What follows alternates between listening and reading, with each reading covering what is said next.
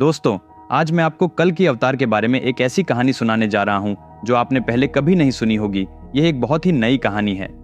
इस वीडियो को देखने के बाद आप कहानी के बारे में कैसा महसूस करते हैं, इसे दूसरों के साथ शेयर कर सकते हैं।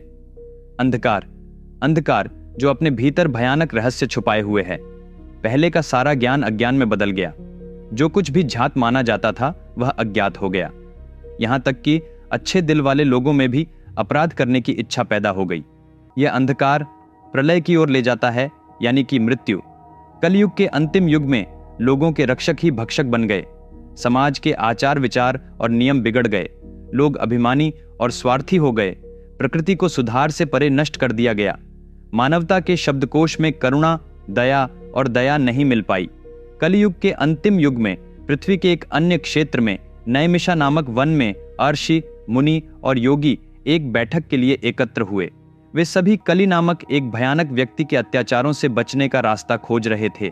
ये सभी बुद्धिमान प्राणी हजारों आंखों से किसी ऐसे व्यक्ति की प्रतीक्षा कर रहे थे जो उन्हें इस संकट से बचा सके। उसी समय उग्र श्रवण नामक एक अर्षि वहां आए। वे अपने लिए तैयार किए गए विशेष आसन पर बैठ गए। वहां उपस्थित सभी लोगों ने कहा, हे उग्र श्रवण मुनि, हम इस कलयुग के अत्याचारों को सहन नहीं कर सकते। संसार में धर्म का पूर्ण नाश हो चुका है। हम समझते हैं कि यह निश्चित रूप से कलयुग का अंत है। क्या इस संसार में कोई ऐसा है जो कलयुग का अंत करके धर्म की पुनर्स्थापना कर सके? उन्होंने अपने हृदय में पीड़ा से भरकर पूछा। उग्र श्रवण ने उत्तर दिया, हे महान ऋषियों, आप 3 युगों से पृथ्वी पर तपस्या कर रहे हैं, लेकिन इस अंतिम युग में कलि पुरुष आपको कष्ट दे रहा है। इस बोझ से मुक्त होने के लिए आपको पहले कलयुग का इतिहास जानना होगा। उन्होंने कहा, द्वापर युग के अंत के बाद कलयुग की शुरुआत से पहले के अंतराल में सृष्टिकर्ता ब्रह्मा से एक पुरुष का आविर्भाव हुआ। उसका चेहरा भयानक और क्रूर था और उससे असहनीय दुर्गंध निकलती थी। ब्रह्मा ने उसका नाम अधर्म रखा। उसने विवाह किया और उसके 2 बच्चे हुए, एक बेटा और एक बेटी। एक ही माता पिता से जन्मे वे भाई बहन थे। हालांकि प्रकृति की अवहेलना करते हुए उन्होंने विवाह किया और पति पत्नी बन गए। ये मानव जाति के इतिहास में पहला विकृत संबंध था। उनके एक बेटा और एक बेटी भी थे। अपने माता पिता के उदाहरण का अनुसरण करते हुए इन भाई बहनों ने भी विवाह किया और पति पत्नी बन गए। उनके बच्चे थे क्रोध और हिंसा। अपने पूर्वजों की तरह उन्होंने प्रकृति के नियमों के विरुद्ध विवाह किया। उनका जो बेटा हुआ वह सबसे भयानक कली था। कली की एक बहन थी जिसका नाम दुरुक्ति था। इन दोनों ने भी विवाह किया और पति पत्नी बन गए। उनके कई बेटे बेटियां थीं। उनके बच्चों ने भी अपने भाई बहनों से विवाह किया और उनकी अपनी संतानें हुई। ये वंशज भारत के विशाल भूभाग पर फैल गए। उनका एकमात्र उद्देश्य वेदों, उपनिषदों और पुराणों में पाए जाने वाले भारतीय ज्ञान के भंडार को नष्ट करना था। उन्होंने समाज में बड़ी अराजकता फैलाई। पृथ्वी पर यज्ञ, बलिदान अनुष्ठान बंद हो गए और लोगों ने मेरा शरीर मेरी इच्छा के सिद्धांत को अपनाते हुए अपनी संस्कृति को पूरी तरह से त्याग दिया। मनुष्यों ने प्रकृति को नष्ट कर दिया। इस विनाश को देखने में असमर्थ ब्रह्मा और सभी देवता वैकुंठ में श्री महाविष्णु के पास गए और उनसे पृथ्वी को बचाने की विनती की। श्री महाविष्णु ने उन्हें आश्वासन दिया, मैं तुमसे वादा करता हूं कि मैं इस धरती पर एक ब्राह्मण परिवार में पुनर्जन्म लूंगा।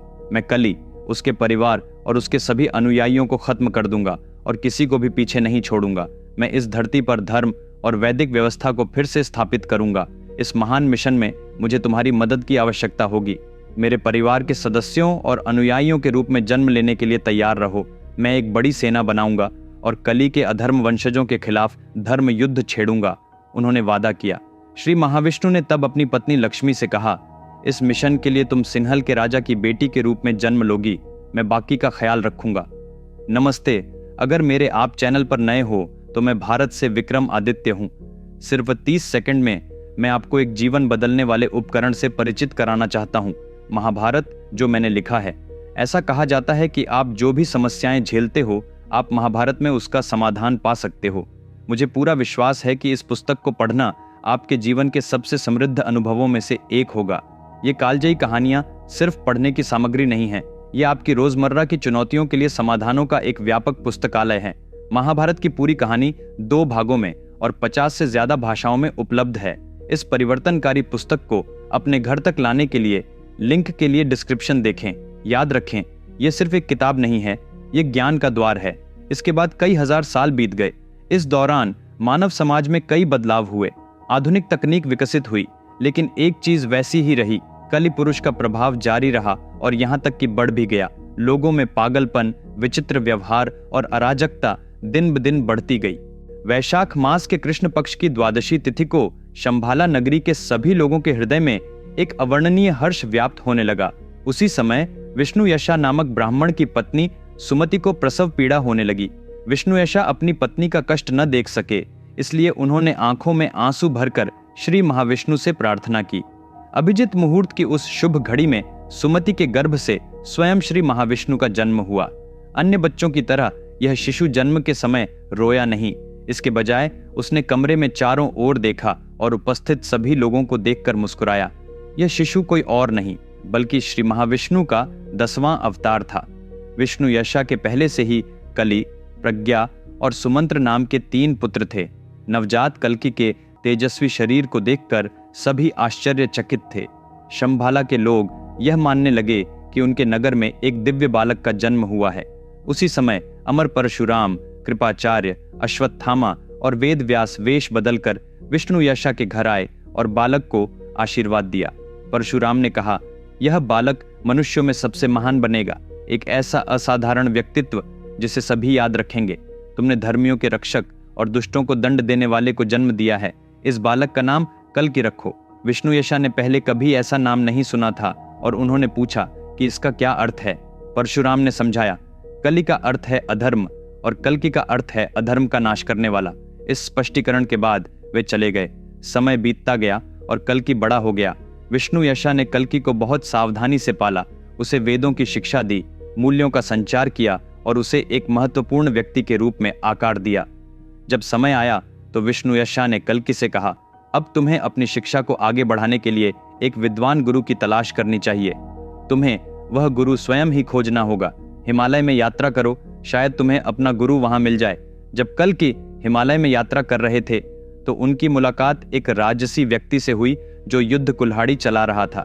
यह व्यक्ति कोई और नहीं बल्कि श्री महाविष्णु के 5वें अवतार परशुराम थे। जैसे ही कल्कि ने उसे देखा, उसे गुरु भावना की एक अकथनीय भावना महसूस हुई, जिसका अर्थ है गुरु के प्रति श्रद्धा।